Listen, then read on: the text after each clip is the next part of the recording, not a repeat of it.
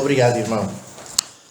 Eu também vou ligar aqui um temporizador para não me perder no tempo, porque realmente eu levo muito tempo e eu sempre tive complexos por causa disso, porque desde que comecei a pregar, quando era adolescente, era ensinado que tinha que encurtar, mas cheguei à conclusão que estamos a lidar com a palavra de Deus, e a palavra de Deus é preciosa. E nós gastamos tanto tempo em frente à televisão toda a semana, e tanto tempo em frente à internet, e tanto tempo com outras coisas, nós certamente podemos dar um pouco de tempo ao Senhor. Quando o jogo vai para o tempo extra, eu não vejo ninguém a queixar-se. Não vejo ninguém a dizer, isto é uma falta de respeito, nunca mais volto ao estádio, não é? Não ouço ninguém a dizer, eu tenho coisas no forno.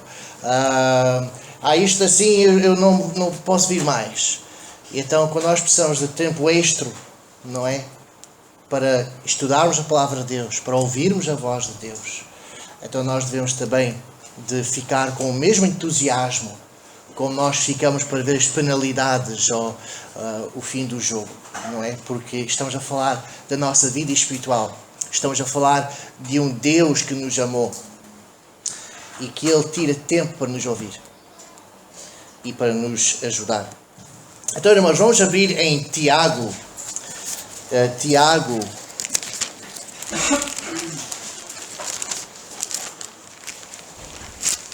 Mesmo depois de Hebreus, capítulo 4. Eu, por acaso, tenho que ligar aqui este aparelho. Ok, acho que já está.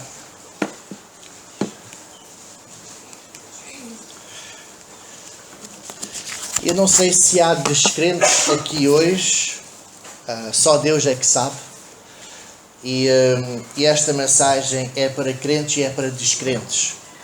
E eu espero que possam ouvir com cuidado a tudo o que eu vou dizer e vão reparar que eu vou citar muito a Bíblia.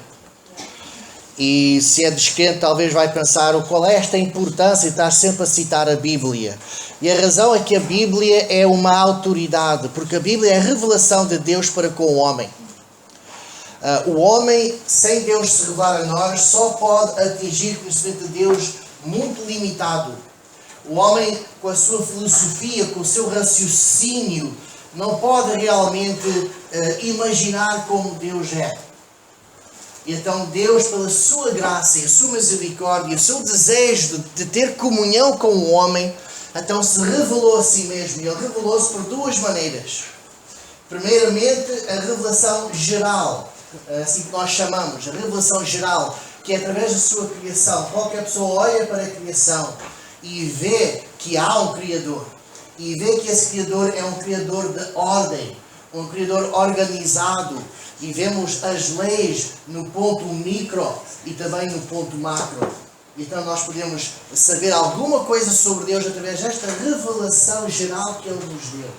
Mas Ele também nos deu uma revelação especial, ou seja, uma revelação específica, que é a sua palavra, que Ele deu a diferentes homens ao longo dos séculos, pouco a pouco revelando, progressivamente revelando mais, para que nós possamos conhecer quem Ele é e como Ele é. Então eu posso estar aqui e eu posso dizer, olha, Deus é assim e assado, e eu penso que é assim, e este é o meu raciocínio, esta é a minha lógica, e isso significa absolutamente nada. Porque eu não sou uma autoridade sobre Deus. E apenas quando em muitas igrejas católicas, igrejas protestantes, como a lusitana e metodista e muitas outras assim, que já abandonaram a crença de que isto é a autoridade de Deus. E os sermões deles são montes de filosofia e poesia e coisas muito bonitas, mas é tudo do homem e não significa nada. A palavra de Deus foi escrita ao longo de 1600 anos. Foi escrita por 40 homens completamente diferentes, de diferentes estatutos societais. Uns eram fazendeiros, outros eram cuidadores de pomares, outros eram reis, outros eram servos nas cortes de reis, outros eram pescadores, etc, etc, etc. Alguns até eram fugitivos da lei. que Deus transformou as suas vidas e usou-os. Escreveram 66 livros. E em todo este livro da Bíblia, que são 66 livros conjuntamente, 3.000 vezes diz: assim diz o Senhor. E nós vemos neste livro, escrito também em diferentes línguas, em diferentes culturas, pessoas que estavam em diferentes países, que falavam diferentes línguas, diferentes culturas, que não se conheciam ao outro. Em alguns casos, até não conheciam livros que foram escritos antes deles, porque não tinham acesso a esses livros. E neste conjunto de 66 livros, escritos por 60 homens, em diferentes lugares, em diferentes épocas, não há nem sequer uma contradição. A mensagem é a mesma. E nós sabemos isto é porque foi pela mão divina de Deus. Deus tocou nestes homens e moveu neles, para eles escreverem cada palavra exatamente o que Deus quis. E o milagre ainda maior é que Deus usou o estilo de cada um desses escritores. Mas a mensagem veio diretamente de Deus. A palavra de Deus tem muitas profecias predizendo o que ia acontecer. 3.200 dessas profecias já se cumpriram, exatamente como foram profetizadas. As que não se cumpriram é porque ainda não aconteceu. Então nós temos completa confiança neste livro. E a nossa autoridade em qualquer coisa que tem a ver com Deus e com o mundo espiritual tem de vir deste livro.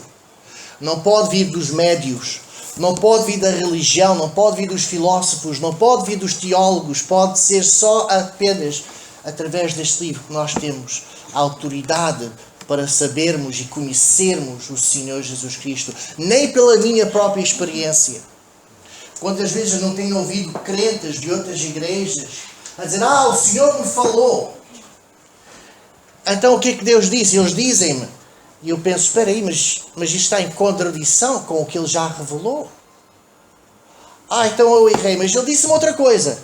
Não, porque a Bíblia diz: se alguém diz Deus falou, e errar uma vez, Deus diz: eu não falei, e depois diz: eu nunca falei com essa pessoa. Então nós podemos ter uma prova, o que é de Deus, o que é que não vem de Deus. Esse é outro estudo, por acaso é outra mensagem que eu tenho, sobre como saber se algo vem de Deus ou não vem de Deus. A palavra de Deus nos diz. Quase de Gênesis e Apocalipse, Deus diz: olha, assim é que vão saber se isto vem de Deus ou se não vem de Deus. Então nós já temos 2000 anos de homens de Deus a porem isto à prova. E não há dúvidas que estes livros estão aqui contidos, são a palavra de Deus. Então eu vou basear-me neste livro. E se é aqui visitante ou se não é crente, é por isso que nós estamos sempre a citar a Bíblia. É por isso que nós nos baseamos neste livro. Nós não queremos nos basear em nós mesmos, nas nossas ideias, mas sim na Bíblia. Então em Tiago, capítulo 4. Tiago, capítulo 4.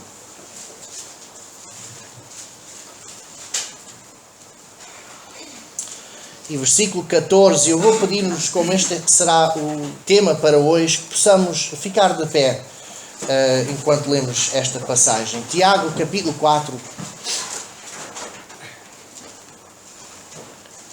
Versículo 14, então diz assim: digo-vos que não sabeis o que acontecerá amanhã, porque que é a vossa vida? É um vapor que aparece por um pouco e depois se desvanece. Porque que é a vossa vida? É um vapor que aparece por um pouco e depois desvanece. Senhor Deus e Pai, nós te agradecemos pela tua palavra.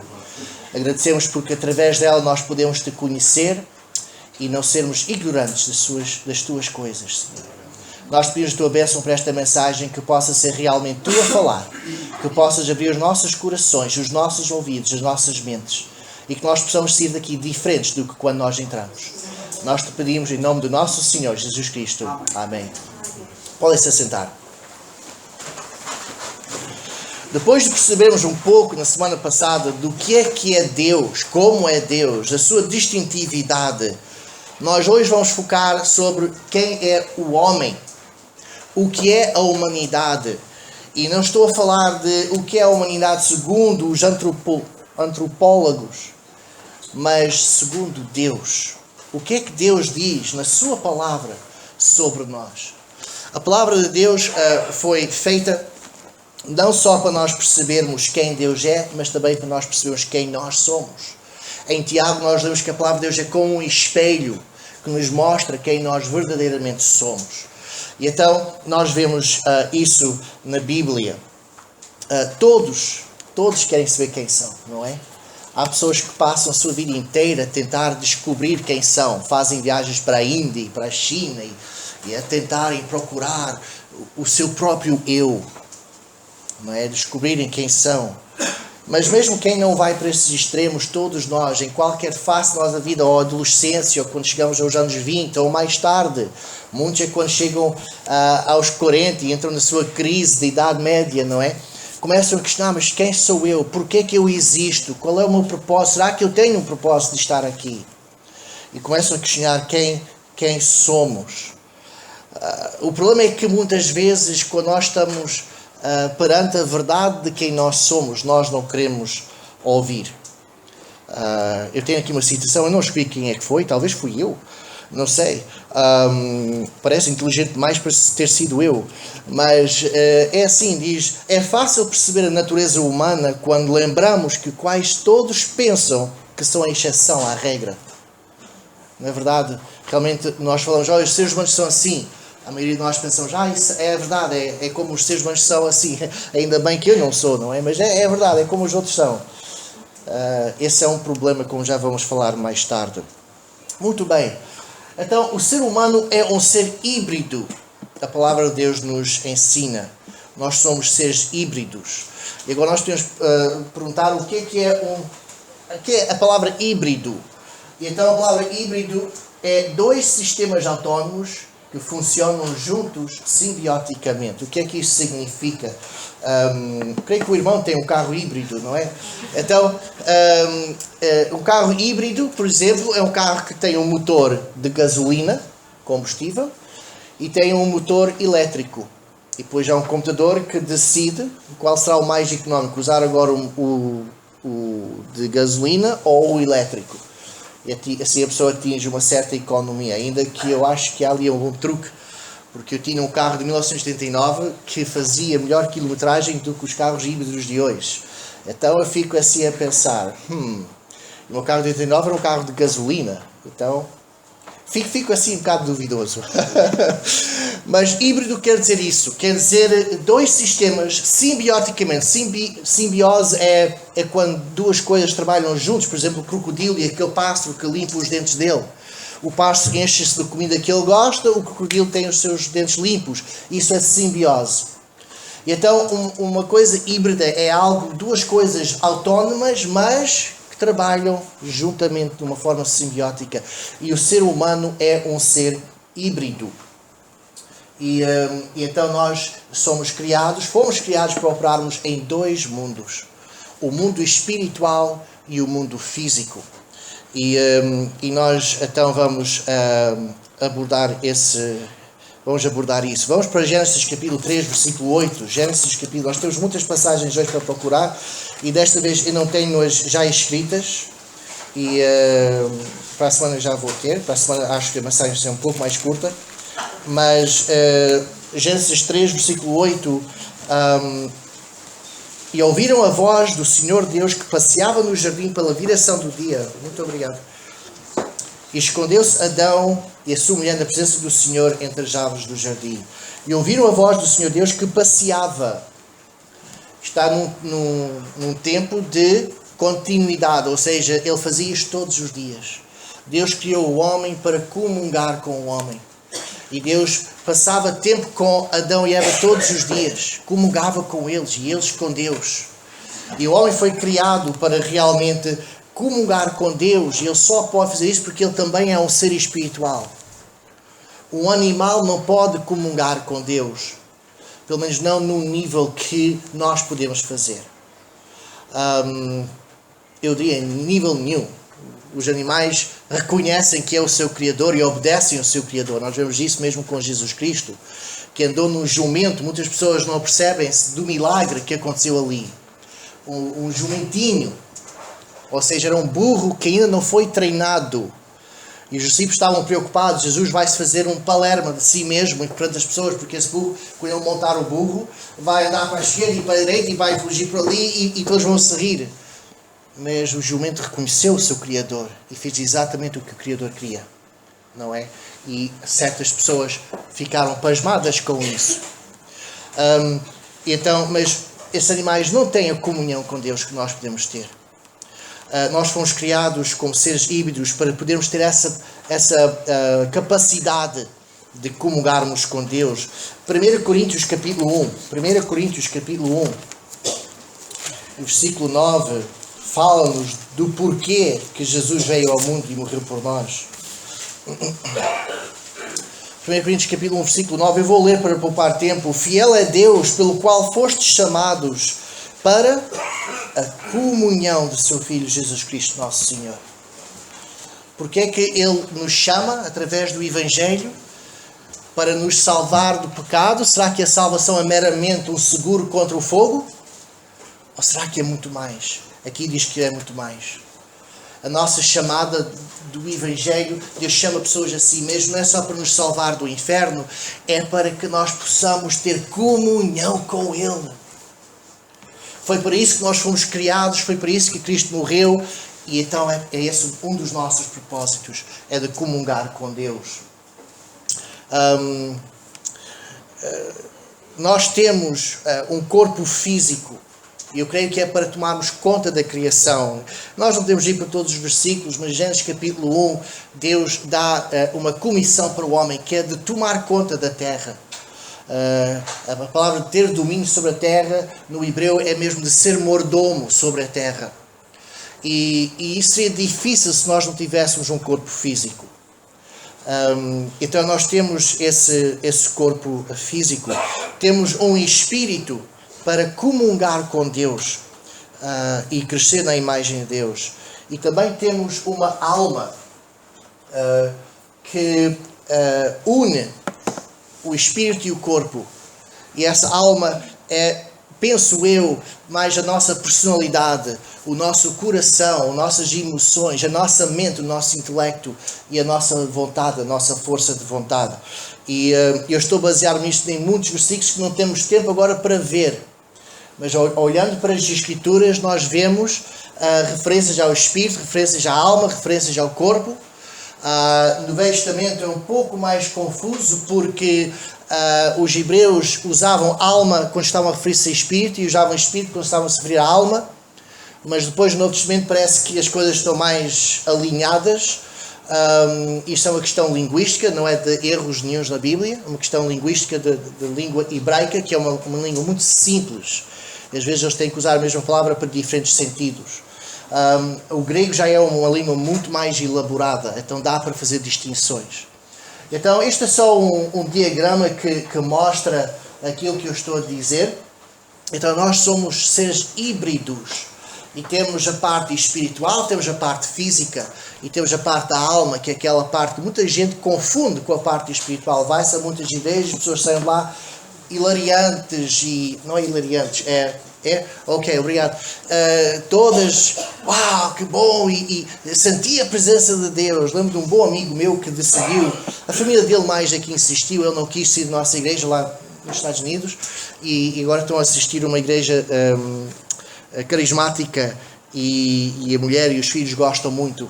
E ele ficou todo feliz, uma vez veio ter comigo, olha, o meu filho saiu daquela igreja a dizer, uau, aquela música foi tão boa, eu senti-me tão próximo de Deus. Bem, isso tem a ver com a alma, não é? O espírito é que se aproxima de Deus, não é? É que realmente tem essa capacidade de comungar com Deus. E como vem, o espírito realmente não tem a parte das emoções lá, não é? Claro que nós queremos que todo o nosso ser aproxime-se de Deus, que o nosso corpo seja santificado para com Deus, que a nossa vontade esteja debaixo da sua vontade, que a nossa mente tenha os pensamentos que Cristo tem, que haja o mesmo sentimento em vós, diz em Filipenses 2. Essa palavra sentimento no original quer dizer a maneira de pensar. Que nós possamos ter a mesma maneira de pensar que Jesus Cristo teve. Que nós possamos ter as nossas emoções debaixo do domínio do Espírito Santo. Então nós queremos que tudo isso faça parte de quem nós somos. Vamos para 1 Tessalonicenses capítulo 5. 1 Tessalonicenses capítulo 5 é onde nós vemos esta verdade a ser ensinada. Se eu encontrar antes de mim, podem ler para eu poupar tempo, não é? 1 Tessalonicenses não tem 5. Tem. Eu estou em Colossenses. 5:13. 5:23. E o mesmo Deus de paz vos santifica em tudo, e todo o vosso espírito e alma e corpo sejam plenamente conservados, irrepreensíveis para a vinda de nosso Senhor Jesus Cristo. O ser humano é um todo e não podemos negligenciar uma parte de quem nós somos e enfatizar-se outra parte. E é isso que o mundo faz. E se você está aqui, e peço desculpa, eu vou confundir, eu vou misturar você e tu durante a minha conversa aqui, mas se você é assim, se realmente nada está-se a passar nesta esfera do Espírito, e se a tua vida é tudo aqui, ou aqui e aqui, corpo e alma, há algo errado. Porque nós fomos criados como um todo, um ser híbrido, que temos todas estas partes. E nós precisamos de cuidar delas todas. Mas há problemas, como nós vamos ver. O ser humano então tem dois aspectos da sua identidade. Isto é outro diagrama que fala um pouco sobre isso. Não temos tempo agora para abordar isto tudo, mas é muito, muito interessante e há versículos para isto tudo. O ser humano tem dois aspectos na sua identidade. Eu gosto de falar nisto como uma moeda que tem duas faces. Só que uma face, não sei se já tiveram moedas assim, que uma face está brilhante e novinha e depois a outra face está toda negra e suja, não é? E é assim o ser humano. E a primeira face dessa moeda é que nós temos a imagem de Deus em nós. Mesmo o descrente tem a imagem de Deus nele. Todos nasceram com a imagem de Deus. Nós temos confirmação disto, porque há quem diga, não, depois do pecado o homem perdeu a imagem de Deus. Não. Em Gênesis capítulo 9, Deus dá instruções a Noé, que é para toda a humanidade. Ele fala sobre se alguém matar outro homem, se cometer homicídio, então a pena da morte é justa para essa pessoa. E depois Deus diz porquê? Porque essa pessoa que foi morta, que foi assassinada, tinha a imagem de Deus. Então vemos a imagem de Deus ainda no homem depois do pecado de Adão e Eva. E depois em Tiago também fala da imagem de Deus em todos os homens. E então nós todos temos a imagem de Deus. Gênesis capítulo 1, 27, não temos tempo para vir lá, mas diz que Deus criou o homem, na imagem de Deus o criou. E então nós fomos criados à imagem de Deus. Agora, o que é que isso significa? O que é que talvez até devemos ir lá? Gênesis capítulo 1, 27... porque eu sei que vou saltar por cima de muitos versículos, então aqueles que posso eu vou tentar não saltar por cima. Gênesis capítulo 1, versículo 27. E criou Deus o homem à sua imagem, a imagem de Deus o criou, macho e fêmea os criou. Agora tem havido muitos que têm perguntado o que é que isso significa, que nós temos a imagem de Deus. Lembramos que hoje nós estamos a tentar descobrir, aprender o que é o homem, o que é a humanidade, quem somos. Nós sabemos um pouco, e é só um pouco, porque apesar de Deus se revelar muito da sua palavra, nós sabemos que nós sabemos muito pouco dele e vamos aprender muito mais dele quando nós chegarmos ao céu. Aliás, nós vamos ter uma eternidade para aprender mais sobre Deus. E a coisa interessante é que, mesmo depois de estarmos lá milhões e milhões e trilhões e quadrilhões e não sei quantos iões de anos lá, por toda a eternidade, nós nunca vamos aprender nem um pouco sobre quem é este Deus, porque Ele é infinito. Há religiões que ensinam que nós vamos para o céu e depois vamos aprender tudo como Deus e vamos ser como Deus. Vamos ser deuses também. Que estupidez. Que falta de compreensão da distintividade de Deus. Nós nunca vamos poder ser nem um pouco, mesmo depois de toda a eternidade. vão estar muito, mas mesmo muito aquém daquilo que Deus é. Que Deus grande que nós servimos. Então nós estamos aqui a tentar aprender, então quem somos nós? Não é um assunto assim tão grande como quem é Deus. E nós podemos realmente abordar muito em pouco tempo. Então nós somos criados à imagem de Deus. O que é que significa sermos criados à imagem de Deus? O que não significa é que Deus tem uma cara com 2 olhos, um nariz, uma boca, mãos com 10 dedos. Não significa nada disso. Deus é Espírito. A palavra também nos revela isso. Então o que é que isso significa? Que fomos criados à imagem de Deus. Esta planta é verdadeira? Não estou a fazer mal. Oi. Então alguns irmãos estão aqui já... Está a fazer mal aquela planta.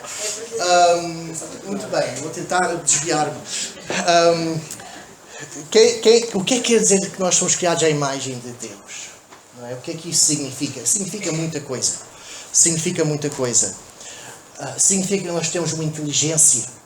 E realmente não há nenhum ser na Terra que tenha a inteligência do homem. E eu creio que nem sequer há ser no céu que tenha a nossa inteligência. E o céu tem muitos seres.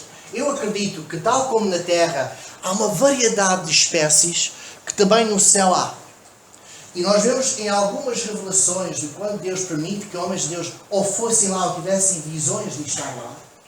E eles falam de haver esta criatura e eles tentam descrever.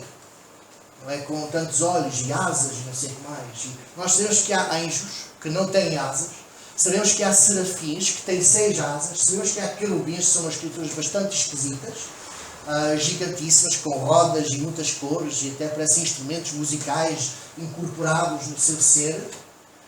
E outros seres, e João, quando esteve lá, até disse, e outros seres viventes, ele nem sequer teve tempo para descrever todos os outros seres que havia lá.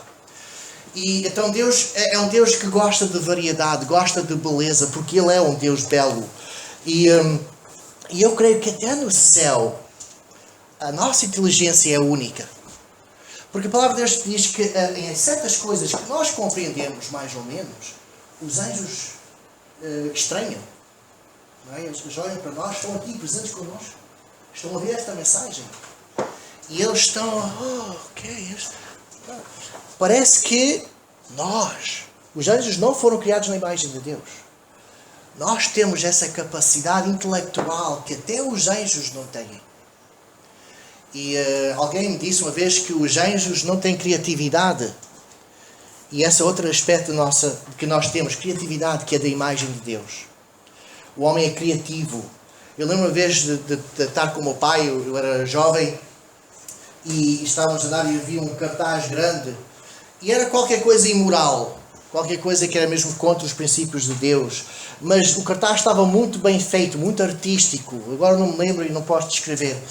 Mas eu lembro de dizer ao meu pai, é interessante que aquele cartaz é um insulto para Deus.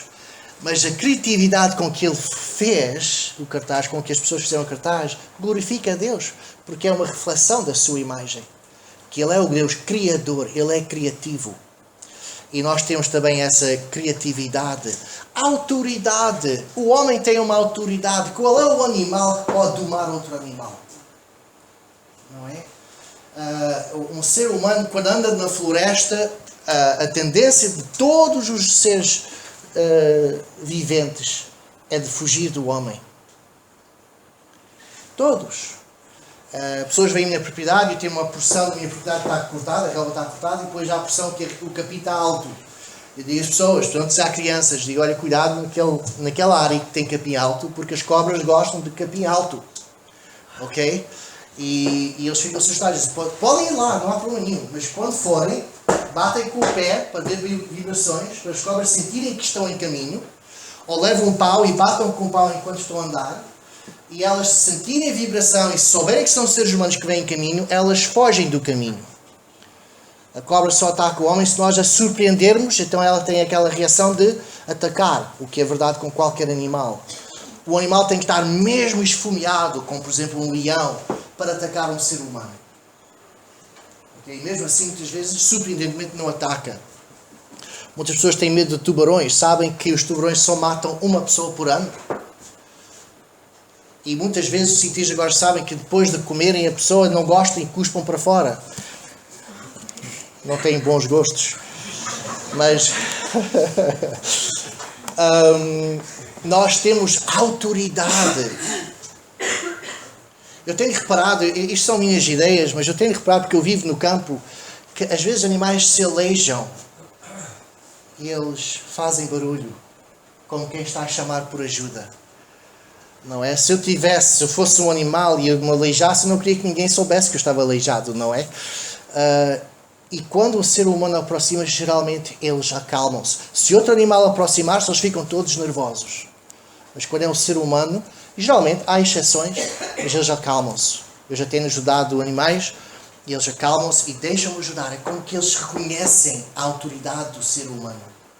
Nós somos especiais, nós somos diferentes.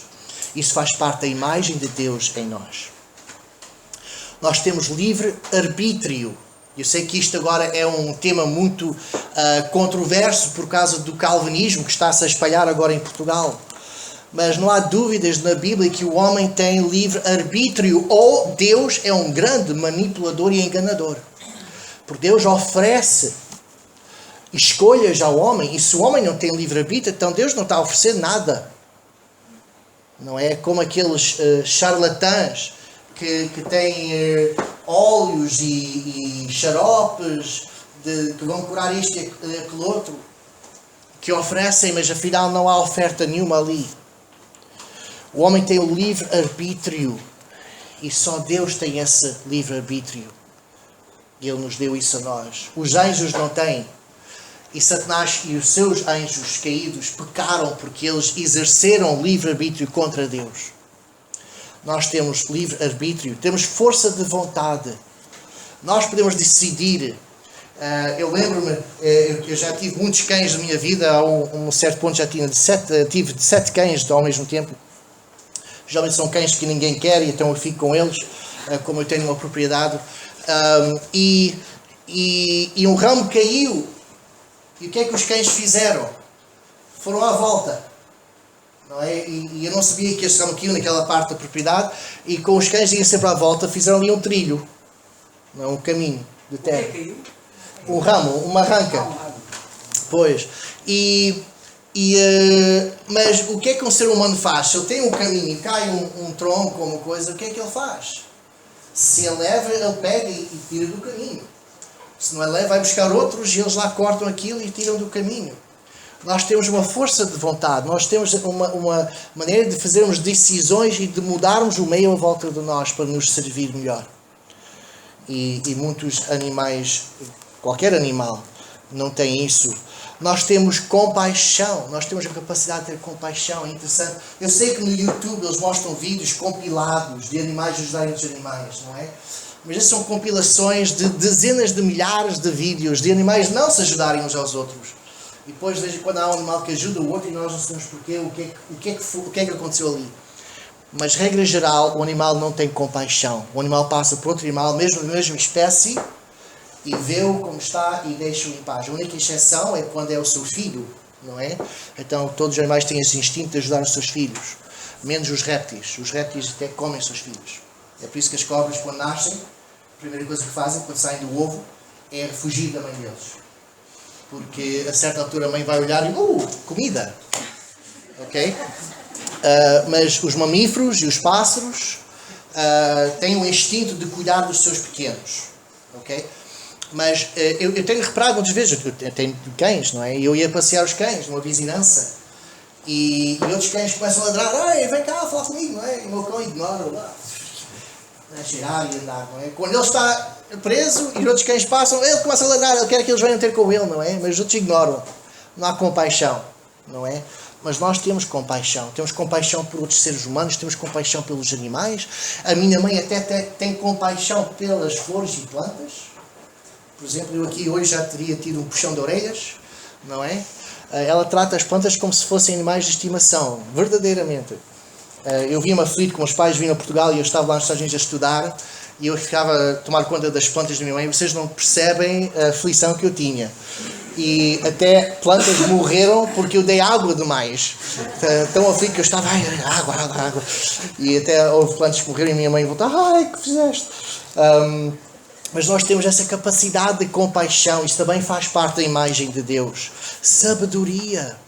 Sabedoria. Sabedoria não é a mesma coisa que conhecimento. Conhecimento é algo que nós adquirimos. Sabedoria é saber o que fazer com esse conhecimento. É uma coisa que nós temos. Capacidade de adorar. Capacidade de adorar. É algo que só nós temos. E foi para isso que Deus nos deu a sua imagem. Para podermos adorá-lo e comungar com Ele. Outro aspecto que muitos não pensam nisto.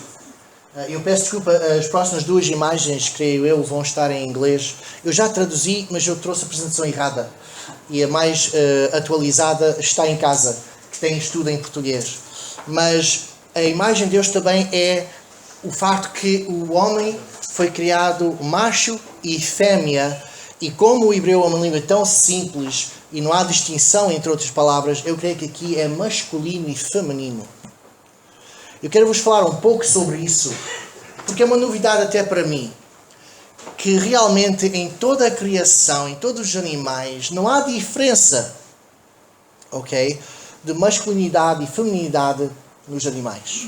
Eu quero vos falar nisto, eu vou tirar um pouco de tempo a falar nisto, porque eu acho importante, porque eu creio que Satanás está a atacar este aspecto da imagem de Deus hoje em dia e com muita força. Como vocês sabem. Satanás quer que as mulheres sejam o menos feminino possível. E com o feminismo moderno, nós vemos esse ataque contra a mulher. E é muito triste. Eu lembro-me, há uns poucos anos atrás, eu fui ao centro comercial lá em Sintra, depois de um dia de trabalho lá na escola, e eu vi uma mulher de saia. E eu fiquei, uau, que bonito!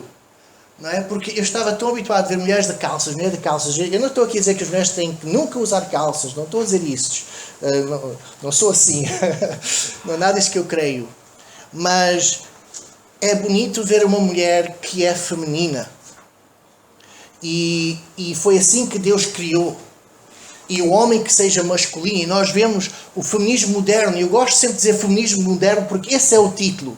Porque o feminismo original até foi criado por crentes evangélicos nos Estados Unidos.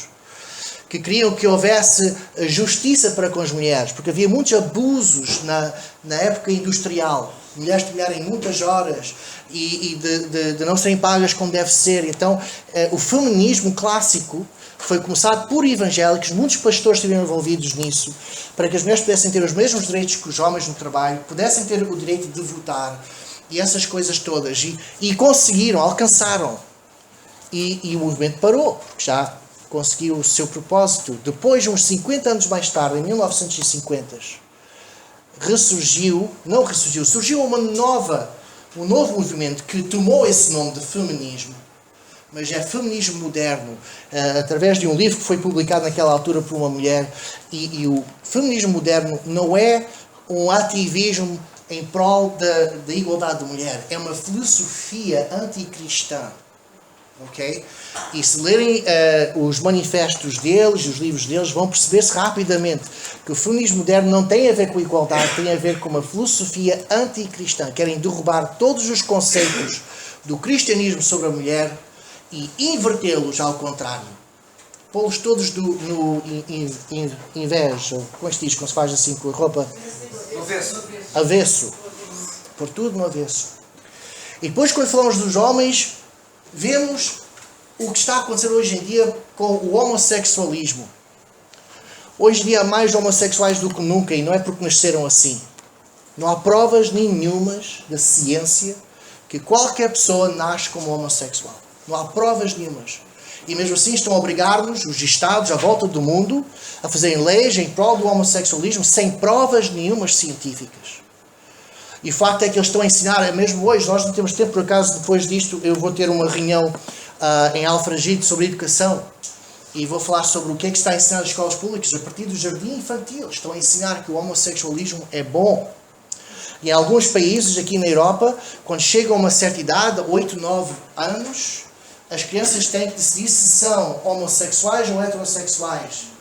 E eles são registados no Estado como tal, e os pais não têm direito de dizer nada, nem a igreja, nem ninguém. E já estão em muitos países agora a insistir que não haja casas de banhos de distinção, casas de banho para muitas pessoas. Não estou a falar só de casa de banho para uma pessoa, que pode ser homem ou mulher entrar lá. Estou a falar de casas de banho em que podem entrar várias pessoas, há várias retretes, e então agora estão a mudar e dizer que é imoral que haja casas de banho só para mulheres e só para homens, porque há mulheres que nasceram em corpos de homem, não é? E não é justo que eles tenham que ir para a casa de banho dos homens porque eles são de facto mulheres. E já em estados onde isto já acontece, já houve abusos de predadores de crianças. Homens que dizem, eu sou a mulher, eu vou usar esta casa de banho. E depois vão lá para buscar meninas que estão lá dentro. É horrível o que está a passar hoje. E Satanás está-se a rir da estupidez do ser humano. E Satanás não quer que os homens sejam. É interessante que eles estão ensinando nas escolas. E hoje, quando eu viajo para diferentes lugares, eu fico surpreendido, já há uns 5 anos atrás até agora, fico surpreendido com quantos homens, talvez não sendo homossexuais, mas que são muito efeminados. Não sei se já têm reparado nisso. Homens efeminados. E eu não acho que eles têm culpa disso. Foi a forma como foram criados, foi a forma como foram ensinados mesmo nas escolas. E mulheres masculinas. Não é? E isso é contra. E eu peço desculpas se estou a ofender alguém aqui, mas se há aqui algum homem que é efeminado ou mulher que é muito masculina, pensam nisso. Oram sobre isso. Não é a mensagem para hoje. Mas Deus criou o homem à sua imagem, masculino e feminino, Ele os criou. E nós vemos na Bíblia que Deus tem aspectos em si mesmo que são masculinos. Ele tem aspectos em si mesmo que são femininos.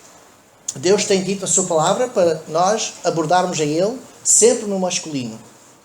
Não é? Deus é Ele para nós. Claro que Ele é espírito. Ele não é nem macho nem fêmea. Ele tem aspectos de masculinidade e aspectos de feminidade no seu ser. Ele tomou esses aspectos masculinos e deu a maioria deles para o homem. E pegou nesses aspectos femininos e deu a ele já a mulher. E quando o homem e a mulher se casam, especialmente quando se casam no Senhor, então nós vemos a imagem de Deus completa ali. Especialmente se eles estão a conviver juntos de uma forma boa. Como eles se completam.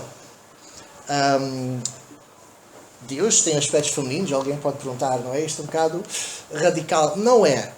Nós temos poucas vezes na Bíblia, porque Deus quer enfatizar mais a sua masculinidade para connosco. Mas temos umas poucas vezes Deus a referir-se no feminino. Por exemplo, Provérbios 3-8, acho eu, em que ele fala da sabedoria. E descreve a sabedoria como uma mulher. Mas nessa descrição da sabedoria nós vemos aspectos que, espera aí, está a falar de Deus. Por exemplo, a sabedoria fala assim mesmo como sendo eterna. Só Deus é eterno. E outros aspectos da sabedoria. E nós começamos a topar, espera aí, a sabedoria é Deus. Mas ele refere-se a si mesmo como se fosse uma mulher. Em outros aspectos ele fala de como a mulher não se esquece dos seus filhos, também eu não me esquecerei do meu povo. Ele está a comparar com uma mulher. Eu acho que homens latinos nunca fariam isso, não é? E depois há alguns outros aspectos, não tenho tempo porque não faz parte da mensagem hoje, em que Deus mostra que Ele tem um aspecto feminino. Por exemplo, Deus vem atrás de nós. A palavra não está a vir agora à cabeça, mas Ele vem atrás de nós, Ele nos persegue para que nós nos salvamos. E depois de sermos salvos, Ele nos persegue para que nós possamos ter comunhão com Ele. E esse aspecto de conquistar outra pessoa é o aspecto masculino, não é? Os homens é que conquistam as mulheres. E Hollywood, apesar de ser muito feminista e muito moderno e muito liberal, na maioria dos seus filmes, os homens estão a conquistar as mulheres e não é vice-versa. Não é? Porque é tão natural. E Deus também nos conquista e até usa palavras na Bíblia que referem-se a um homem a conquistar a mulher. Fala de nós como amantes, como noiva, etc. Mas também às vezes na Bíblia fala de Deus querer ser conquistado por nós. Quer que nós vamos atrás dele, que nós persigamos e que tentamos ir atrás de Deus. E Deus gosta também de ser conquistado, que é mais um lado feminino. Então eu não estou aqui a dar uma doutrina qualquer radical ou extrema. Deus é Deus, nós referimos Deus como Ele, pensamos nele como masculino, mas há um aspecto nele também é feminino e Ele deu isso à mulher. E é importante que nós temos essa imagem de Deus. Mas o que é mais importante sobre a imagem de Deus é que nós temos essa capacidade de comungar com Deus. E eu quero falar agora sobre as implicações da imagem de Deus em nós. Tempo, ok. As implicações da imagem de Deus em nós. Primeiramente é o respeito. É o respeito. Porque cada ser humano, criança, idoso, mulher, homem, independentemente do seu estatuto, tem a imagem de Deus, nós temos que respeitar essa pessoa. E isso é uma coisa que eu noto que em culturas em que houve pouco evangelho, vê-se menos respeito uns pelos outros. E a Bíblia nos diz para respeitar outros seres humanos porque eles têm a imagem de Deus. Não importa se eles são crentes ou não são crentes.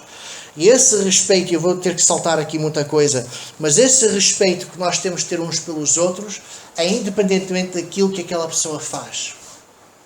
E inclui os nossos pensamentos, porque se nós mesmos odiarmos outra pessoa, na nossa cabeça, e nunca expressarmos pelas palavras nem pelas ações, é só a nossa cabeça, perante Deus é equivalente a homicida. E nós já sabemos que homicida é uma ultraje contra Deus, porque essa pessoa foi criada à imagem de Deus, em Gênesis capítulo 9. Então nós temos que ter respeito, temos que respeitar as crianças. Eu não gosto de ouvir pessoas dizerem que as crianças são os diabretes, porque eu acho que isso é uma falta de respeito. Temos que respeitar as crianças.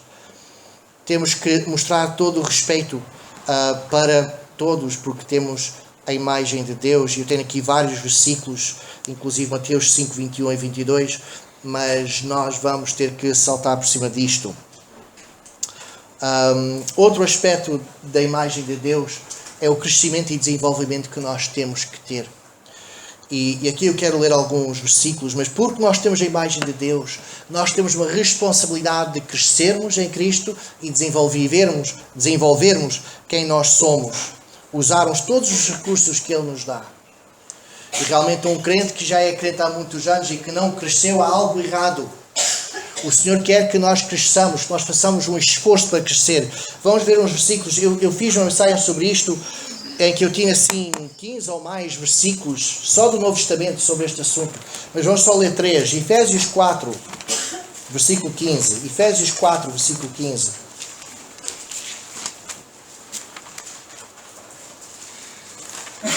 Se alguém chegar lá antes de mim, podem se levantar e ler.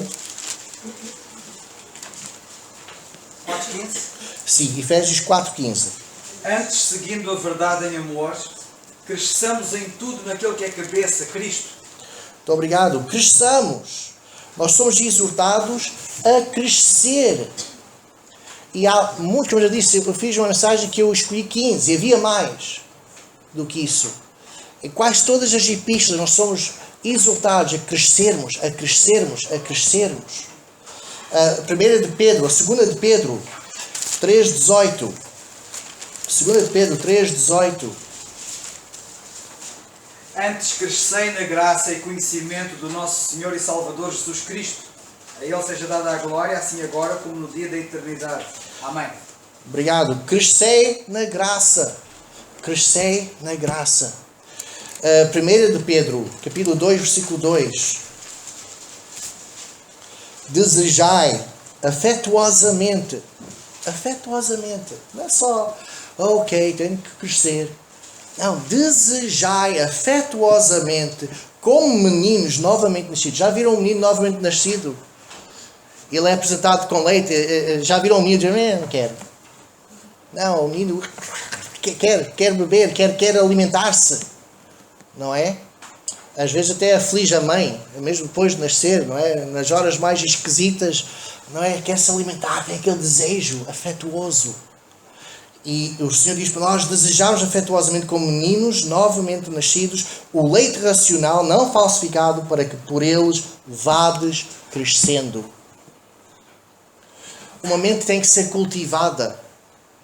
E é triste ver pessoas que não cultivam a sua mente, o seu coração.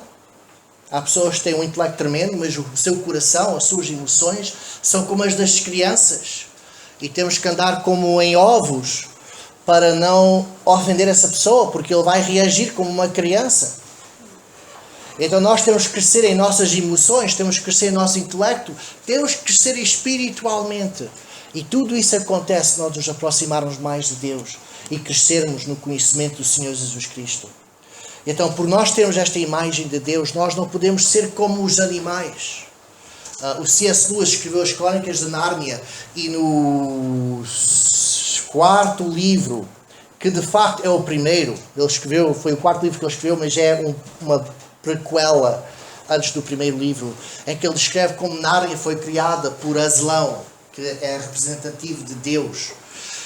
E Deus dá instruções. Ele ajunta todos os animais, todos os seres, para lhes dar as suas leis. E como sabem, isto é uma história de ficção para crianças, então há animais que falam e que têm inteligência. E Aslan é um leão gigante, mas ele representa Deus. É uma alegoria. E ele diz aos animais que falam: tenham cuidado de não desobedecer as minhas leis, porque se desobedecerem, vocês vão se tornar como os outros animais, mudos e burros, e sem inteligência. E eu fiquei a pensar, uau, quando o homem abandona as leis de Deus, ele torna-se mais como os animais, não é? A imoralidade que anda por aí fora, não é?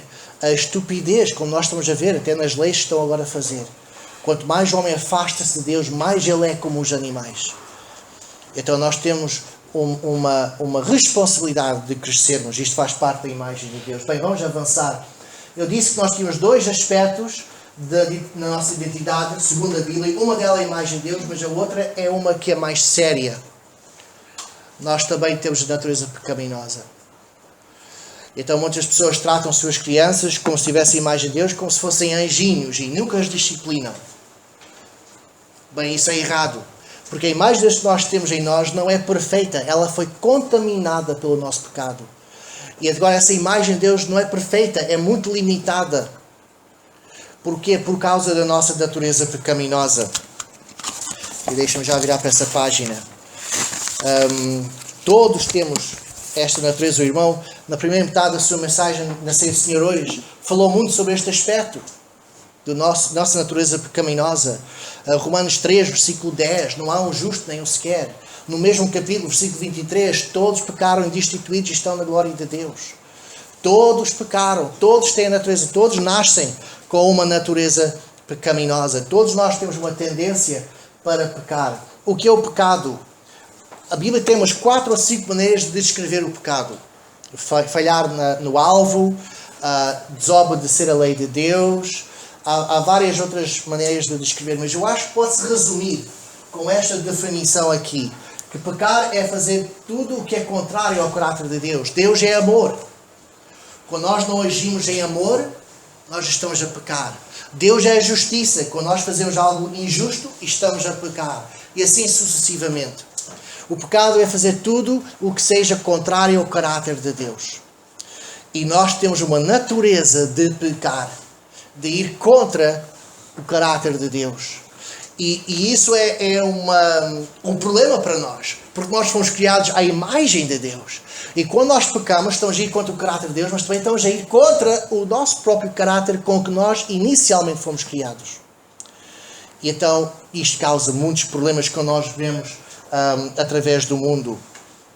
Outra maneira de descrever é que o pecado é egocentrismo, egoísmo. Quando o homem peca, está a pensar sempre em si mesmo. Sempre em si mesmo. Podem pensar em qualquer pecado e 99% das vezes nós podemos traçar esse pecado para o egoísmo do homem. Deus é altruísta. Altruísmo vem da palavra do latim de outro. Outroísmo. E então nós vemos que isto também é outro problema. Quais são as implicações da nossa natureza pecaminosa? Estou a ver se aparece isto um pouco. Primeiramente, a nossa natureza pecaminosa afasta-nos de Deus. Deus é um Deus distinto. Deus odeia o pecado. É algo completamente contra o seu caráter. É difícil eu descrever em termos humanos o quanto Deus odeia o pecado. O Velho Testamento e no hebreu original e no grego original, realmente usam palavras bastante fortes que eu não sei se seria permitido eu usá-las no púlpito. Mas, por exemplo, Paulo fala de esterco. E esterco é uma palavra bem feia. Tem a ver com aquilo que o ser humano despeja, que não usa no seu corpo, não é? Uma coisa horrível. Eu lembro uma vez o meu pai, quando era miúdo, crescendo em Benfica, havia aqueles buracos onde tem, não são as fossas, mas pronto, Latrinas. Sim, ok, os esgotos das pessoas passam por baixo ali e há aquelas tampas, não é? Mas alguém colocou uma tampa e não estava bem colocada, não sei o quê, o meu pai estava a andar, não sei quantos anos ele tinha, 6, 7, 8, 9, 10, não sei. Não tinha mais que 11, que aos 11 ele foi para Angola, portanto, mas ele caiu lá dentro, não é? Então aquilo tem fezes, tem urina, tem vómitos, tem toda essa porcaria.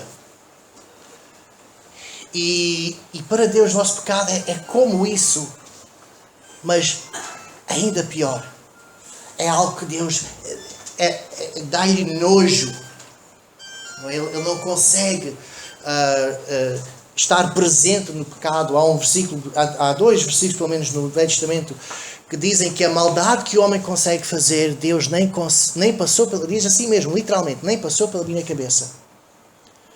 Ok? Que é outro versículo contra o calvinismo. O calvinismo diz que Deus determinou tudo, inclusive o mal. Para mim é uma grande ofensa contra Deus. Mas Deus diz, olha, esse mal nem passou pela minha cabeça. Quer dizer, Deus não tem a capacidade, Ele é inocente. Ele não tem capacidade sequer de imaginar o mal. Ele é onisciente, portanto, Ele sabe todo o mal que o homem ia fazer. E isso o entristeceu tremendamente. Mas Ele não tinha capacidade de criar maldade, de fazer maldade. E nós somos capazes. E isto afasta-nos de Deus. Isto cria um grande abismo entre nós e Deus. E se eu fosse Deus, eu tinha aniquilado a raça humana. Mas Deus também é amor. E nós vamos falar mais sobre isso daqui a pouco. O homem pensa-se de si mesmo como se fosse Deus. O homem quer ser herói. O homem imagina-se como o herói, como o Deus da sua história. E quando o homem quer Deus, é só até o ponto de se sentir bondoso, para ser outra vez o herói. O homem precisa de disciplina. É outra implicação do facto de nós termos natureza pecaminosa. Seja crianças, seja adultos. É por isso que nós temos multas, temos leis, temos prisões, temos regras no trabalho e consequências se nós não aparecermos no trabalho a certas horas, frequentemente. O homem precisa de regras. É uma das implicações do facto de que nós temos uma natureza pecaminosa. Eu tinha isto em inglês, peço desculpa da vez que está tudo em inglês, mas acho que dá para perceber. Este é o estado do homem sem Deus. Há um grande abismo entre homem e Deus. E nós temos que lembrar que Deus é infinitamente distinto. Ele é um ser maravilhoso que nós nem podemos imaginar. Ele é distinto em pureza, bondade, altruísmo, glória. O ser humano, em contraste, é doentio e cada vez mais rebelde contra o seu Criador. Eu vou passar para a frente. Nós podemos perguntar: há uma solução para isto? Há uma solução para isto. Nós na semana passada descobrimos mais sobre Deus. E eu acho que ficamos deslumbrados, pasmados, espantados com a glória de Deus, a distintividade de Deus. Eu sempre dou essa mensagem, eu fico assim. Nunca é velho para mim. E hoje nós falamos sobre o ser humano e como nós somos vis, pecadores perante Deus. E hoje em dia o pecado não é tanto como era antes. Jesus Cristo diz que nos últimos tempos vai ser outra vez tanto como era antes. Horrível o que o homem é capaz de fazer sem Deus. Muitas culturas hoje têm alguma influência do Evangelho. E isso, e eu acho que o Espírito Santo também está no mundo, limita o homem de chegar ao ponto onde ele pode chegar. Mas nós sabemos pela arqueologia o que o homem conseguia fazer antes. E são coisas horrendas que o homem fazia uns aos outros. Mesmo hoje em dia, por exemplo, na Índia, há religiões em que fazem coisas, eu não vou agora escrever, também não temos tempo para falar nestas coisas. A palavra de Deus diz que o homem tem o egoísmo excomunal. Acho que eu já... Tá bom. O homem aliou-se com Satanás. O seu espírito, o espírito humano, por causa da natureza pecaminosa, está morta. A 1 Coríntios 2,14, nós não temos tempo, mas diz que nós estamos mortos em nossos delitos e pecados. Desculpa, isso não é o versículo certo. 1 Coríntios 2,14 diz que o homem natural não pode discernir as coisas espirituais por causa desta natureza pecaminosa. Em Romanos 3,11 diz que ninguém, por causa desta natureza pecaminosa, ninguém procura a Deus. Pelo menos não de uma forma mesmo verdadeira. Gênesis capítulo 6, 5 e também 11, versículo 6, diz que o homem não tem limites no mal que é capaz de fazer. Hoje em dia, o humanismo secular, que é uma religião, tem todos os aspectos de uma religião e é o que se ensina nas escolas públicas. O humanismo secular diz que o homem é naturalmente bom, que é o ambiente dele é que o faz mal. Mas nós vemos na Bíblia o contrário. A Bíblia diz que o homem, sim, nasceu com a imagem de Deus, sabe o que é bem, sabe a diferença entre o bom e o mal, mas também nasceu com uma natureza pecaminosa. E ele tem a tendência para o mal. E nós vemos isso em Gênesis capítulo 6. Nós olhamos para o mundo em que nós vivemos e vemos a maldade que o homem é capaz de fazer. E há coisas que nós nem queremos ver e nem queremos saber. Porque é tão mau. Então nós temos este contraste. Nós fomos criados para ter características de Deus, mas o pecado não nos permite fazermos isso. E então nós temos que mudar. Em Deus há esperança. Só através dele é que nós podemos resolver este problema do nosso pecado. Só através dele é que ele pode tirar esta natureza em nós. E como o Mark pregou quando ele esteve aqui, ele não nos salvou do inferno. Deus veio e morreu na cruz para salvar-nos do nosso pecado.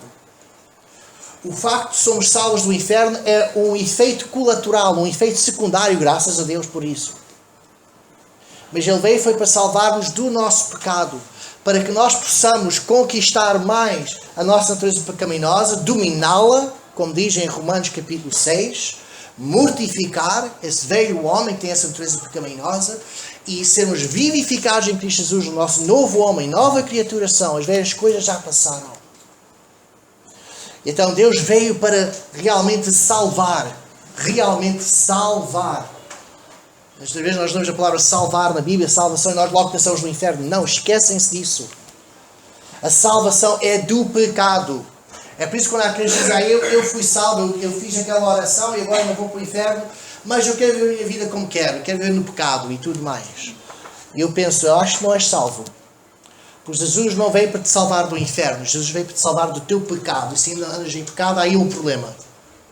Aí é algo que não está a bater certo. Ele veio para salvar-nos do pecado. Uma pessoa quando vem a Cristo não diz, olha, salva-me do meu cadastro de pecado para que eu possa ir para o céu e não ir para o inferno. Não, quando o crente vem ao Senhor, ele clama, como disse o Mark, salva-me do meu pecado. Salva-me do meu pecado. E quando nós somos salvos, naquele momento, realmente somos selados no Espírito e Deus imediatamente começa a trabalhar em nós, a santificar-nos, a retirar essa natureza pecaminosa em nós. E um crente, quanto mais velho é, devia de ter menos pecado em seu coração e devia estar mais semelhante à imagem de Cristo Jesus. É por isso que nós fomos salvos. E para isso nós temos que reconhecer algumas coisas. Eu tenho aqui a palavra arrependimento, é preciso arrependimento. O que é arrependimento? Há muita confusão sobre essa palavra. Eu acho que eu tenho aqui a definição escrita. Sim. Arrependimento é reconhecer o meu mal e desejar mudar-me completamente. Agora, notam que isto tudo acontece no coração e na mente. Não acontece fisicamente. Arrependimento não é penitência. Arrependimento não é eu vou mudar a minha vida. Se fosse isso, ninguém era salvo. Arrependimento é algo que acontece no coração. Uau, eu sou pecador. O Espírito Santo, uma das tarefas dele no nosso dia é de convencer o mundo de quê? do pecado, do juízo e da justiça. Já pensaram nisso? Ele convence-nos de que nós temos pecado, que somos pecadores, merecedores de castigo eterno. Ele convence-nos da justiça, como Ele é justo. E a nossa justiça somos como trapos de imundícia perante Ele. E Ele convence-nos do juízo, que um dia vamos ser julgados, o nosso pecado vai ser julgado, em contraste, a comparação, a regra vai ser a justiça de Deus, e que ninguém alcança, e vai haver este juízo, este julgamento. E quando o Espírito Santo consegue convencer alguém disso, essa pessoa tem um coração contrito. Começa a arrepender-se do seu pecado. Começa a reconhecer que realmente ele está mal. Porque o ser humano tem uma capacidade tremenda de convencer-se que está tudo bem. Que ele é super. Está tudo bem. Mas quando alguém e é só através do Espírito Santo que isto consegue acontecer, ele reconhece: uau, eu sou mau. Eu sou mau. Eu sou vil. Eu já ouvi pessoas a dizerem: eu converti-me com tanta idade. Pessoas velhotas a dizerem isso: eu converti-me com tanta idade, mas eu era uma pessoa boa. Eu cresci da igreja, sempre fui boa, e depois consegui. E eu começo a pensar: eu não estou a ouvir aqui arrependimento. Porque até uma pessoa que cresceu na igreja, que sempre fez coisas boas, perante um Deus distinto, é uma pessoa vil, má. Quantos aqui já chegaram a essa conclusão? Eu sou mau perante um Deus distinto. Eu sou mau. O arrependimento é quando alguém chega a essa conclusão. Eu sou mau perante um Deus que é infinitamente bom. E ao mesmo tempo essa pessoa não só deseja: eu sou mau. Há pessoas que dizem: eu sou mau. Eu sou mau. É verdade, eu vou para o inferno, lá, vou para festejar lá no inferno depois de morrer. Não há problema nenhum. Portanto, o reconhecimento do mal não é suficiente. É também desejar mudar. Eu sou mau e eu gostava tanto de não o ser. A minha vida, apesar de ser uma pessoa muito boa nos olhos dos seres humanos, a minha vida não agrada a Deus. Eu gostava tanto que eu pudesse agradar a Deus. Uma pessoa que arrepende-se começa a ver as coisas como Deus vê. Começa só a ver as coisas como Deus vê. E daí começa a confessar. Confessar quer dizer com. É concordar com. É concordar com Deus. Deus, tens razão, eu sou mau. Deus, tens razão, isto tem que mudar. Mas eu não consigo mudar. Eu não consigo mudar. Eu faço bons jogos, eu sempre há um pensamento que surge. E mesmo o pensamento mais ligeiro que é mau, para Deus é horrível. E nós temos que nos arrepender. É preciso começarmos a mudar a nossa cosmovisão. Eu vou passar para a frente. Aqui eu falava sobre evolução, etc. Mas nós temos que reconhecer quem Deus é. Na sua glória, na sua distintividade. E também temos que reconhecer quem nós somos. E o Evangelho engloba todas essas verdades. Quem é que nós somos? Quem é que Deus é? E quando essas coisas não se conjugam, qual é o problema? E como posso resolver o problema? E daí que o Evangelho significa boas novas, boas novidades, boas notícias. Há boas notícias. Que realmente, apesar da nossa pecaminosidade, apesar de nós sermos nojentos perante Deus, vis, maus, Deus, na sua graça que nós não compreendermos, decidiu enviar o seu Filho e morrer por nós. Então nós temos que nos arrepender. Eu vou só parar aqui as imagens. Eu quero só partilhar convosco a tão grande salvação que Cristo nos ofereceu. Se me derem só mais uns minutos para falarmos. Em Hebreus capítulo 2, versículo 3 diz: quem escapará, ou como escaparemos de tão grande salvação? Realmente é uma salvação tão grande. Porque para além de Ele nos salvar do nosso pecado, Ele faz outras coisas por nós. Muita gente faz confusão com a eleição, mas a eleição fala de coisas que Deus faz depois de sermos salvos. Por exemplo, Deus podia nos ter salvo do pecado, para nós podermos ter uma eternidade boa e não má no inferno. Podia ter criado um paraíso e enviado-nos todos para esse paraíso, e ele ficava distante.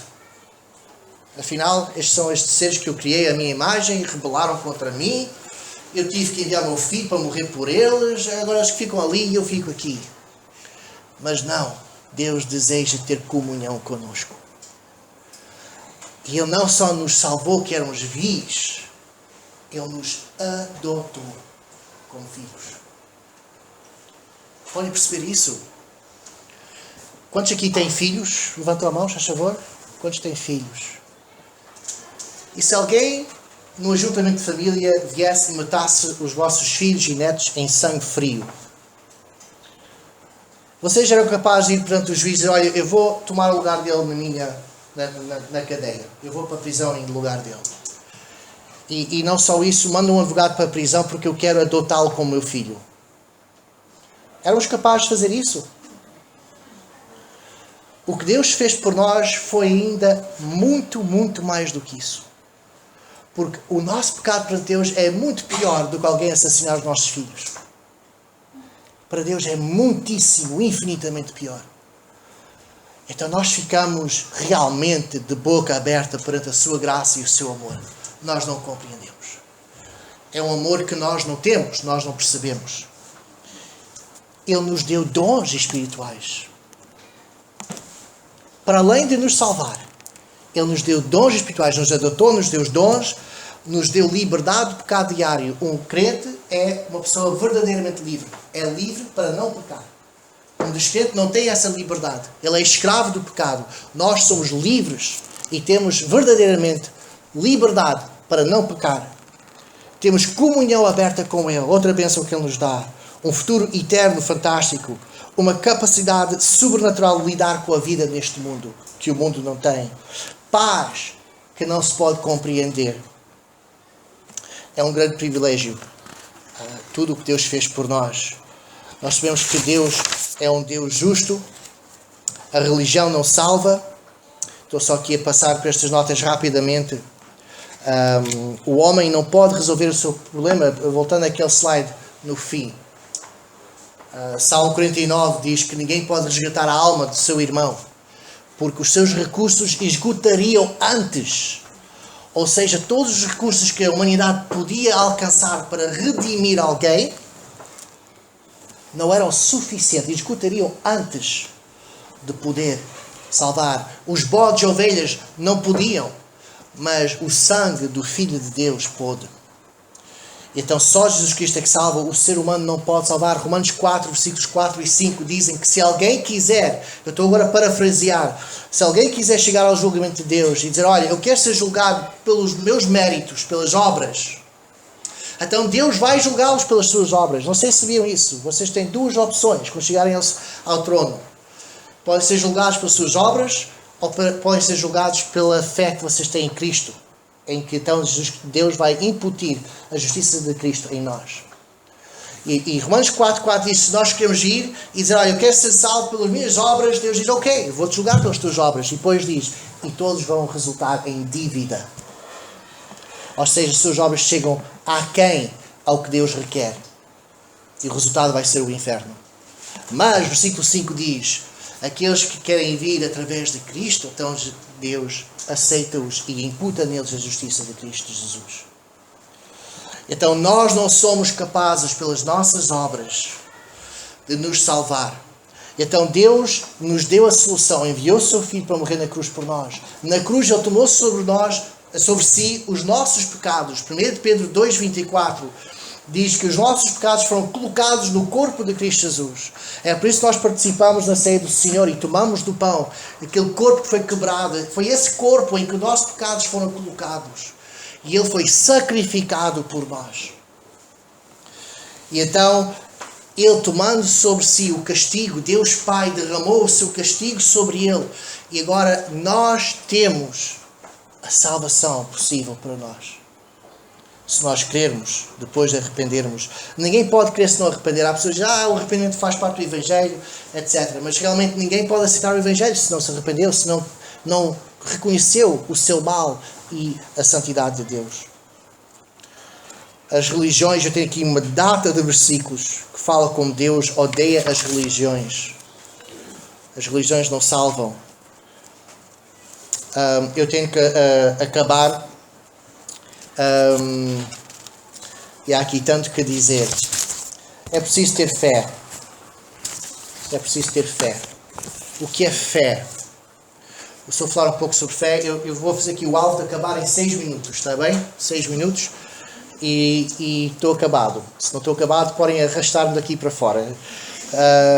Quero ser um homem e minha palavra. Fé é 2 coisas. No grego, pisteo, muitas vezes é traduzido como crer ou acreditar. E é assim traduzido porque não temos verbo para a palavra fé em português. No inglês é o mesmo. Não existe um verbo para a palavra de fé.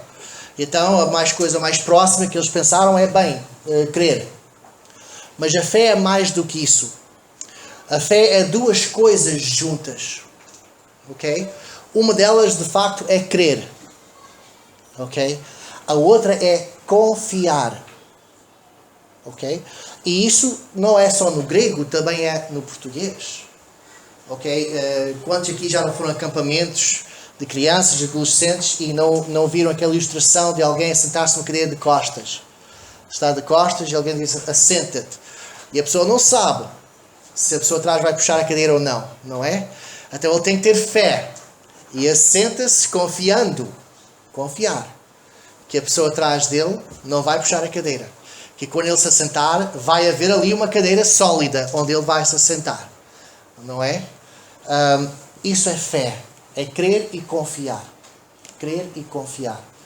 E João 3,16 diz, porque Deus amou o mundo de tal maneira. E essa primeira frase eu ainda não compreendi. Depois de perceber como Deus é tão distinto, como é que Deus amou o mundo, e não só amou o mundo de tal maneira, que enviou o seu Filho unigênito, para que todo aquele que nele, e ali a palavra é fé, é um verbo de fé na Bíblia, crer e confiar, que nele crer e confiar, não pareçam ter a vida eterna. O que é que isso quer dizer confiar? É crer que o que o Senhor Jesus Cristo fez na cruz é suficiente para a minha salvação. E eu vou confiar e não vou mais fazer nada em prol da minha salvação. Não vou mais a missas. Não vou tentar fazer boas obras para alcançar a salvação. Não vou tentar dizer rezas. Parou. Eu agora confio completamente naquilo que o Senhor Jesus Cristo fez na cruz. Não vou mais confiar em mim, não vou mais confiar em religião, não vou mais confiar em filosofias de vida, agora confio e creio somente em Cristo Jesus. E a esses Deus diz, estás selado, és meu. É isso que é ter fé. Efésios 2, 8 a 10 diz, porque pela graça sois salvos por meio da fé. E isto não vem de vós, é dom de Deus. Isto refere-se aos versículos anteriores. Há pessoas que fazem confusão. Isto é a fé, Deus é que dá a fé. Não. Fé está no masculino, isto está no neutro, refere-se a uma coisa antes. Está a falar da salvação. A salvação é dom de Deus. Não vem de vós, não vem das obras, para que ninguém se glorie. Ninguém está no céu e está lá a dizer, olha, estou aqui por causa daquilo que eu consegui fazer. Ninguém. Todos estão lá pela fé. Eu quero só vos contar uma história e terminar. Tenho 3 minutos. E eu sempre choro um pouco quando conto esta história. Vamos lá ver se eu consigo controlar-me esta vez. Aparentemente é uma história verídica.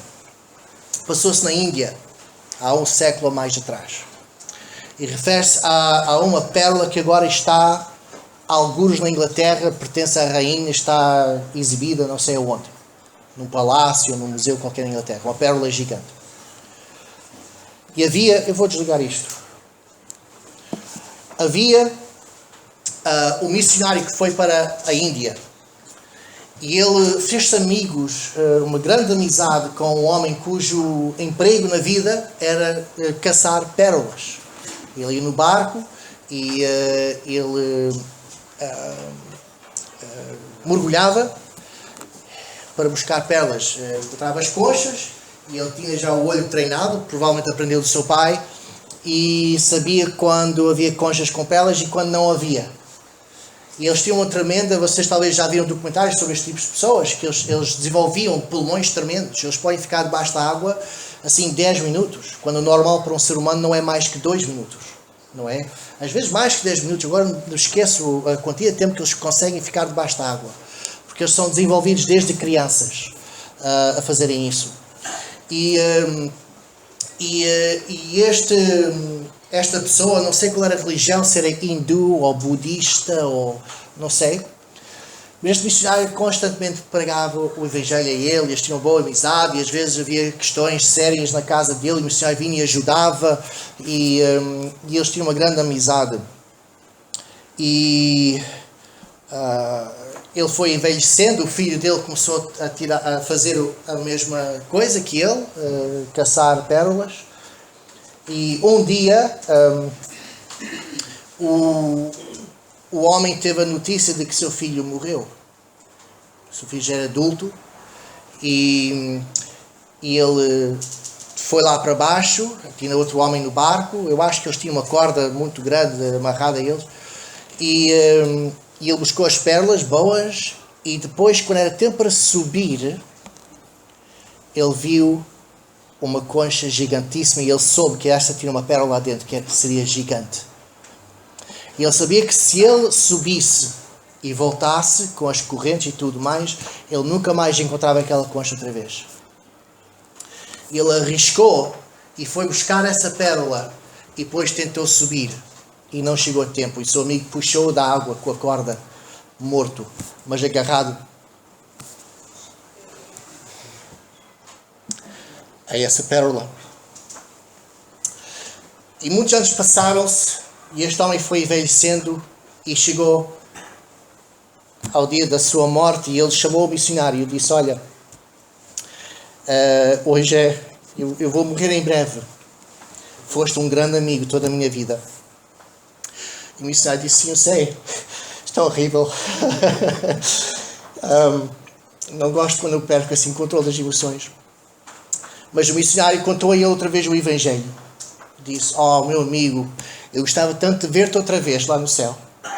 Ele contou o evangelho e o homem disse: não posso, eu tenho que merecer, eu tenho que ganhar o meu caminho para o céu, eu não posso aceitar uma coisa assim gratuita sem mais nem menos, eu tenho que fazer algo, porque eu não posso aceitar essa mensagem que é só ter fé e Deus fez tudo o resto, eu não aceito isso. O missionário ficou muito triste e depois o homem indiano disse: olha, tu foste o meu melhor amigo e eu quero que fiques com esta pérola.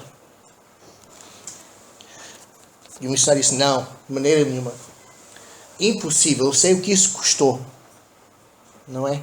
Eu sei o que isso significa para ti, eu nunca podia aceitar essa pérola. E o indiano ficou zangado: mas eu quero que tenhas esta pérola, é a única coisa que eu posso fazer por ti, eu quero que fiques com esta pérola. E o missionário disse: não posso, ao menos deixa-me pagar por essa pérola deve valer milhões, eu vou ver se posso angriar fundos, não sei, mas se queres que eu fique essa pérola, ao menos deixa-me pagar alguma coisa por ela. E o indiano estava na cama já muito fraco, de repente levantou-se na cama e disse: isso é um insulto, esta pérola não tem preço, custou a vida do meu filho, não podes pôr um preço nesta pérola, ou aceitas ou não aceitas. E o missionário teve uma ideia, ele sorriu e disse: sabes uma coisa, a salvação custou a vida do seu filho e tu não podes pôr um preço, é um insulto para Deus, ou aceitas pela fé ou não a podes ter. E o indiano percebeu e aceitou o Senhor Salvador. E segundo disseram, uma história verídica, podemos ir para o céu e perguntar sobre esta história. E esse missionário citou a pérola, mas mais tarde, quando ele também estava pronto para morrer, ele doou a pérola para a rainha de Inglaterra. E está lá algures. Muitas pessoas podem dizer a mesma coisa: eu não compreendo essa questão de não ganhar a salvação, eu tenho que fazer qualquer coisa. Isso é um insulto para Deus. A tua salvação custou a vida do seu filho. Arrepende-te, reconhece que és mau perante Deus, perante a bondade de Deus, e tenha fé, confia nele e em mais ninguém. Que o Senhor abençoe a sua palavra.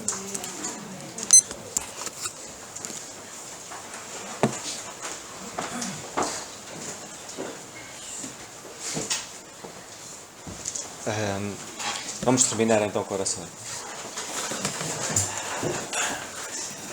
Senhor, nosso bendito e amado Pai, graças te damos, Senhor, porque Tu falaste-nos esta manhã de uma maneira tremenda, Senhor. Que Tu cuides, Senhor, cada vez mais da Tua palavra e é bom sabermos, Senhor, que de facto há tanta coisa ainda por descobrir, Senhor, na Tua grandeza, Senhor. Obrigado mais uma vez pelo Teu Filho, Senhor, que propuseste no seu coração, Senhor, partilhar a Tua palavra connosco, Senhor. Somos-te gratos por isso e que o acompanhes em bem, Senhor, e que o continues a usar, Senhor, como tens feito, Senhor. E te agradecemos, Senhor, e nada mais podemos acrescentar senão um coração grato, Senhor, por aquilo que Tu nos falaste esta manhã. No nome do Teu Filho, o nosso Senhor Jesus Cristo, nós te agradecemos. Amém.